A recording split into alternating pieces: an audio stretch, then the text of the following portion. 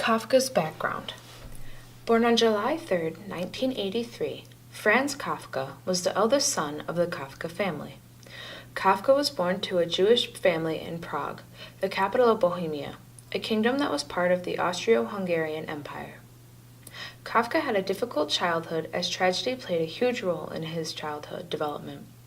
By the time Kafka had turned 6 years old, his two infant brothers had died, thus leaving him the only son in the Kafka family. Kafka had 3 sisters, and all 3, Gabrielle, Valerie, and Adelie, did not live past the year 1943, as they had died in Jewish concentration camps, or the Lodz ghetto. Kafka's relationship with his parents was not stable either, and the effects of this can be seen later in his life. His mother, Julie, did not understand nor support Kafka's dreams to become an author. Hermann, his father, was a very aggressive man that often brought fear into the Kafka home. Kafka's father was a prominent figure among the life of his son, and was very influential in Kafka's work. His large temper and lack of appreciation for his son created profound struggles in Kafka's personal life. Franz Kafka struggled in romance and socialization and other relationships, and he credits his struggle to his failing relationship with his father. In his work, characters often had to fight compelling forces that had the power to beat down men and eradicate any sense of self-worth they may have. Many agree that Kafka took his values from his childhood, particularly his relationship with his father, and allowed them to work freely in his work. Kafka's education.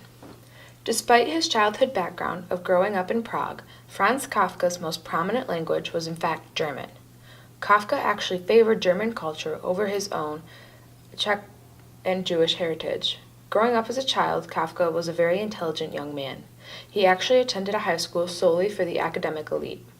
Though many of his teachers recognized his talent and intelligence, Kafka despised the school's control over his life. Following his graduation, he enrolled at Charles Ferdinand University in Prague. His original plan was to major in chemistry. However, 2 weeks after his classes started, Franz Kafka decided that in efforts to please his father, he would switch to law. Switching his major, in fact, was a win on both sides. His father was pleased, and the course requirements for the law degree made it possible for Kafka to take classes in literature and art. In the year 1906, Kafka graduated with his law degree.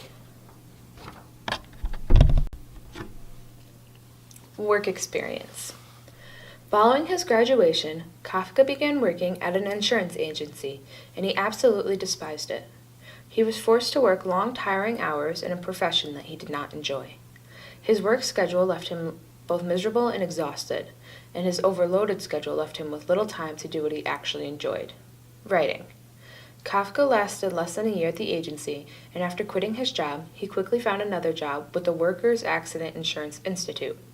It was here that Franz Kafka thrived in his new environment. Eager to learn and better himself, Kafka quickly became his boss's right-hand man. That was until the diagnosis of tuberculosis that forced him to take leave and eventually retire. Love and health. Like mentioned before, Kafka absolutely thrived in his new job. He was friendly, helpful, and an outgoing man. However, despite the front he put up at work, behind closed doors, his life was quite complicated. His childhood experiences played a huge role in the development of Kafka, and as Kafka developed into a man, his insecurities grew tremendously. Kafka's personal insecurities only added complications to his relationships. He was engaged twice to his girlfriend Phyllis Bauer before the two officially ended their relationship. Years later, Kafka met a woman by the name of Dora Diamant. The two bonded over their Jewish heritage and preferences to socialism. They quickly fell in love and lived together in Berlin. Yet their relationship did not only revolve around love, but all of Kafka's illnesses and troubles as well. Prior to his diagnosis of tuberculosis, Kafka's health had been in question. He was always stressed and suffering from massive migraines. He also suffered from depression, anxiety, insomnia, and many of his problems showed to be influence over his writing. When Kafka got very sick, he and Dora returned to Prague. In efforts to fight his tuberculosis, Kafka went to Vienna to be admitted into a sanatorium, a facility which treated patients with long-term diseases prior to finding antibiotics. Though he did his best to minimize the spread of illness, On June 3, 1924, Franz Kafka died in Kurling, Austria. Following his death, Kafka was returned to his parents, where he was buried beside them in Prague's new Jewish cemetery in Osklands. Literary work. In his free time, Franz Kafka poured everything he had into his work. However, it was not until after Kafka's death that his work became more well known. Throughout his lifetime, Kafka only published small pieces of his work. It was afterward that full stories came to light. His best-selling and most recognized story, The Metamorphosis, was completed in 1912 and published 3 years later in 1915. The story was written from Kafka's third-floor room with the Vltava River below. In 1912, Kafka wrote the following statement in his diary. I would stand at the window for long periods, and was frequently tempted to amaze the toll collector on the bridge below by my plunge. The battles that Kafka was facing were slowly coming to surface. However, he continued to write. Even when he got sick, he continued.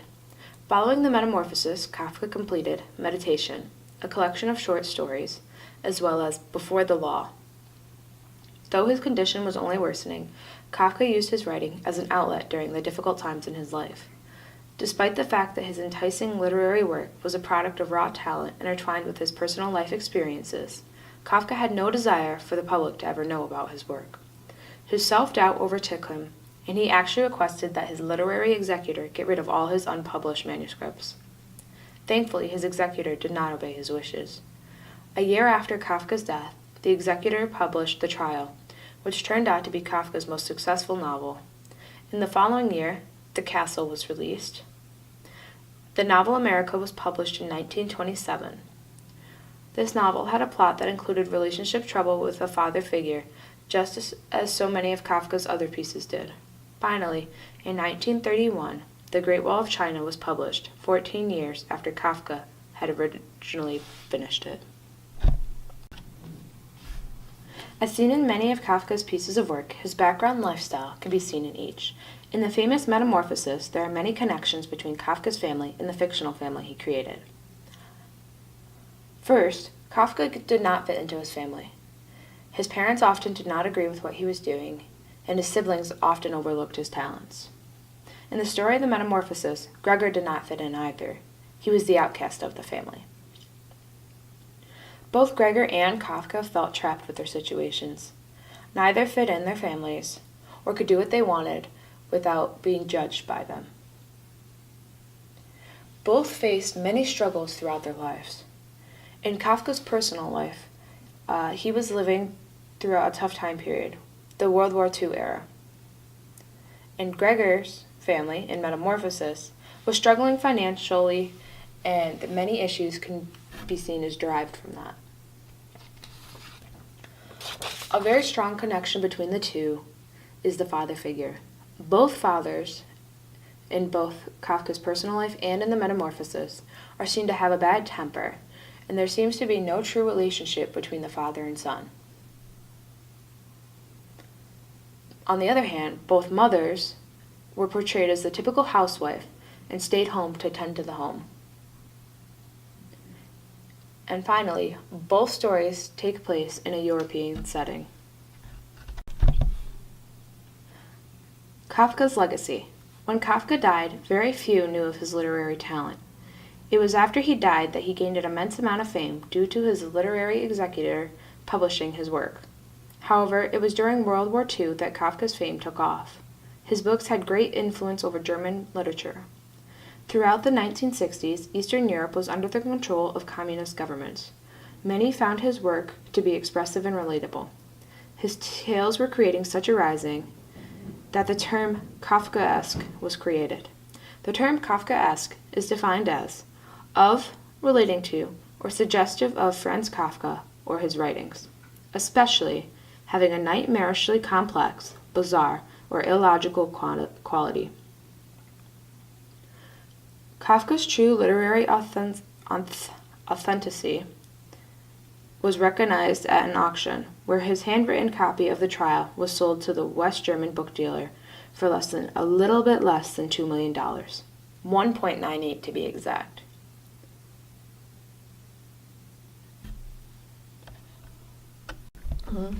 Symbolism and irony within the metamorphosis. The picture in Gregor's room is significant because it is a representation of class. Kafka describes the picture in Gregor's room on page 1 when he says, and above it there hung a picture that he had recently cut out of an illustrated magazine and housed in a nice gilded frame. It showed a lady fitted out with a fur hat and a fur boa who sat upright, raising a heavy fur muff that covered the whole of her lower arm towards the viewer. The gilded frame is just a normal frame that has been simply coated in gold to make it look as though the entire frame is gold. The picture is an object that withholds great value to Gregor. It is the one thing that decorates his simple room. Later in the story, when his mother and sister are cleaning the furniture out of Gregor's room, Gregor attempts to protect his picture by laying on it to prevent it from being taken from him. The woman featured in the picture represents the upper class. In a way, this picture is an incentive for Gregor to move up in the class levels. The furniture in Gregor's room. His desk represents hard work. The couch is a representation of free time, which is ironic because Gregor could never relax when he was a traveling salesman. On page 14, Kafka says, so while the women were leant against the desk in the other room catching their breath, he sallied out, changed directions 4 times not knowing what he should say first before his attention was suddenly caught by the picture on the wall, which also shows how much the picture means to Gregor. The couch symbolizes laziness, slothfulness, and indolence. Kafka says on page 9, hardly aware of what he was doing other than a slight feeling of shame, he hurried under the couch. The couch is a safe place for Gregor. Food symbolizes ambition. The less one eats, the less ambition they have. On page 3, Kafka says the first thing he wanted to do was to get up in peace without being disturbed, to get dressed, and most of all to have his breakfast. On page 9, Kafka says, the washing up from breakfast lay on the table. There was so much of it because of Gregor's father. Breakfast was the most important meal of the day, and he would stretch it out for several hours as he sat reading a number of different newspapers.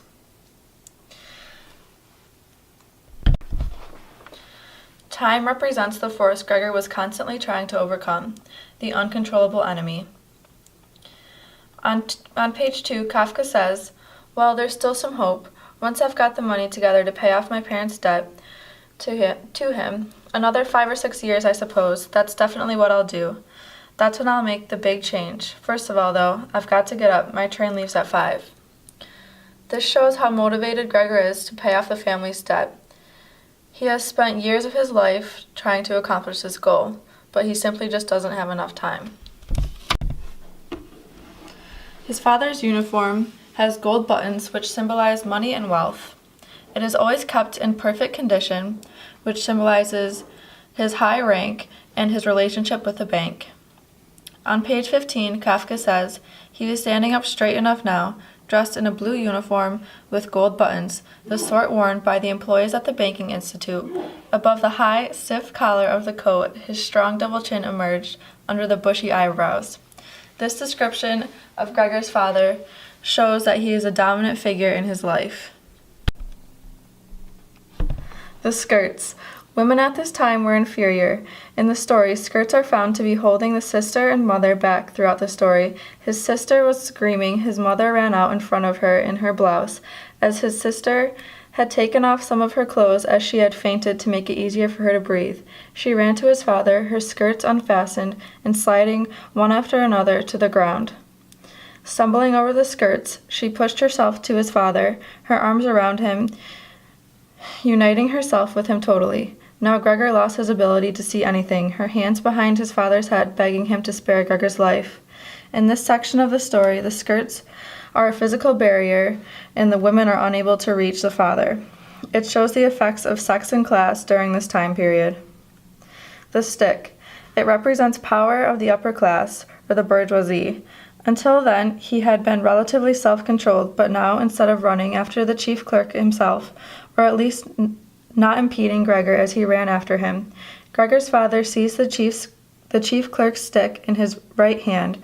The chief clerk had left it behind on a chair along with his hat and overcoat.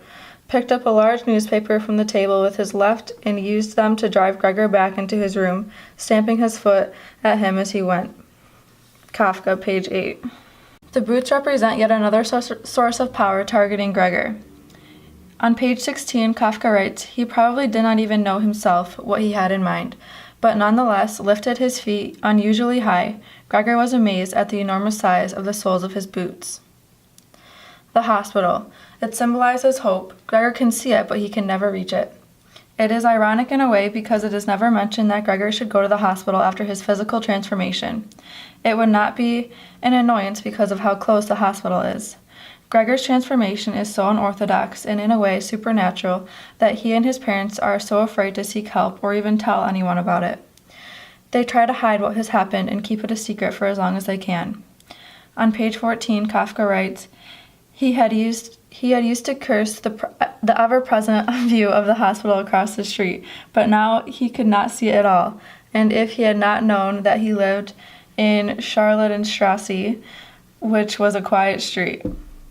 A continuation of symbolism and irony.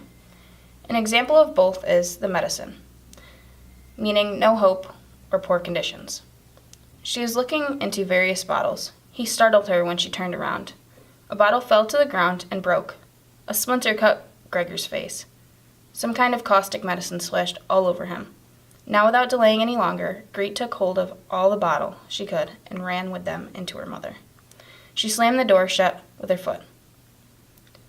The irony of this is the fact that medicine is supposed to help, but in the end, hurts Gregor. Another symbol being the apple, meaning that he was stabbed in the back. Betrayal, darkness, power, danger, discord, and exile. An apple thrown without much force glanced against Gregor's back and slid off without doing any harm. Another one, however, immediately following it, hit squarely and lodged in his back. Gregor wanted to drag himself away. Gregor's leg, symbolizing exhaustion, working too hard, and carrying all the weight. The sudden noise behind Gregor so startled him that his little legs collapsed under him. The weather symbolizes helping to represent the mood of the story. Gregor then turned to look out the window at the dull weather. Drops of rain could be heard hitting the pane, which made him feel quite sad. Meanwhile, the day had become much lighter. Part of the endless gray-black building on the other side of the street, which was a hospital, could be seen quite clearly, with the straight and regular line of windows piercing its facade. The rain was still falling, now throwing down large individual droplets, which hit the ground one at a time. They had the tram filled with warm sunshine, all to themselves. The newspaper, symbolizing society's expectations and influence, picked up a large newspaper from the table, with his left, and used them to drive Gregor back into his room, stamping his foot as he went on. The clerk, representing the bourgeoisie and power.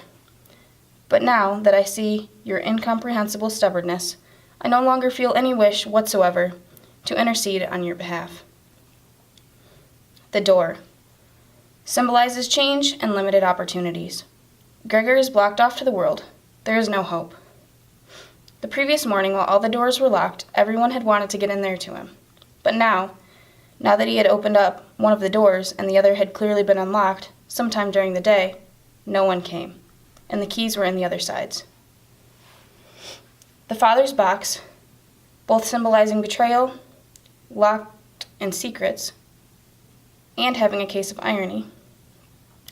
Now and then he stood up from the table and took some receipt or document from the little cash box he had saved from his business when it had collapsed 5 years earlier. Gregor heard how he opened the complicated lock and then closed it again after he had taken the item he wanted. The irony of this is that he takes money from Gregor while he still has his own in his box. And lastly, the bug, symbolizing the proletariat. One morning when Gregor Samsa woke up from troubled dreams, he found himself transformed in his bed into a terrible vermin. It wasn't a dream. His room, a proper human room, although a little too small, lay peacefully between its 4 familiar walls. A collection of textile samples lay spread out on the table. Samsa was a traveling salesman, and above there hung a picture that he had recently cut out of an illustrated magazine and housed in a nice gilded frame. It showed a lady fitted out with a fur hat and a fur boa, who sat upright, raising a heavy fur muff that covered the whole of her lower arm towards the viewer. The picture represents what Gregor is striving to have. It is the only hope that he has to a better life. During the 1700s, the father of economics, Adam Smith, entitled a new economic theory in his book, Wealth of Nations. While his ideas of laissez-faire, a hands-off approach to governing, were seen before during the medieval time period with feudalism, Adam Smith was the first to put his ideas with a title. His idea of capitalism is a system that focuses mainly on private ownership and encourages new ideas, new businesses, and new business owners. This idea revolves around capita, or money. It is defined by its dynamism and innovation. By focusing on production by private individuals instead of the government, capitalism hopes to create free competition. This causes people to compete freely without government interference or involvement. Another key factor in a capitalist society is the idea of supply and demand continuously rising and falling. Production and prices are based purely on the consumer demand and does not have set numbers created by the government. Despite this, capitalism is also characterized by its instability, causing financial crises, unreliability in the job market, and an inability to accommodate the disadvantaged people of society. On the opposite side of the spectrum, Karl Marx's idea contrasts Adam Smith's idea completely. Marx disapproves of capitalism as he felt the gap between the rich and the poor would be continuously rising. He also felt private ownership had a negative effect on individuals as it would create a state of greed. Therefore, in his 19th century writing, The Communist Manifesto, Marx's idea is to try and create an economic equality in his communist society. Communism is defined by a classless society. This is believed to occur when the proletariat, or the working class, revolts and rises up against the bourgeoisie, also known as the upper class citizens. It also involves the proletariats then setting up a dictatorship. It is characterized by having no private ownership. Another form of government, which was first used by the Soviet Union, is socialism. Socialism falls in between capitalism and communism, or Marxism. It includes both public and private ownership. Known to be transitional between capitalism and communism. There is some government regulations, and it is characterized by having both consumers and the government contribute to controlling the market. In a way, all countries can be viewed as having a socialist economic system. There has yet to be a country that is purely communism or capitalism. While North Korea and China are more centered towards communism, the government cannot physically control all aspects of the economy. Therefore, there is a slight involvement with private ownership. Similarly, while the United States prides itself as being a capitalist country, there are still times when the government steps in and interferes with business. As a result, the black market is the only situation which is completely capitalist. This scene is a perfect example of his family's reaction. Firstly, the chief clerk's stick in Gregor's father's hand is a symbol of the power of the bourgeoisie, or upper class. The fact that Gregor's father is using the symbol of power to actually physically drive Gregor back demonstrates how the upper class overpowers and controls the working class. Secondly, it is clear Gregor is regarded as little more than a vermin, something that needs to be driven back and shooed away.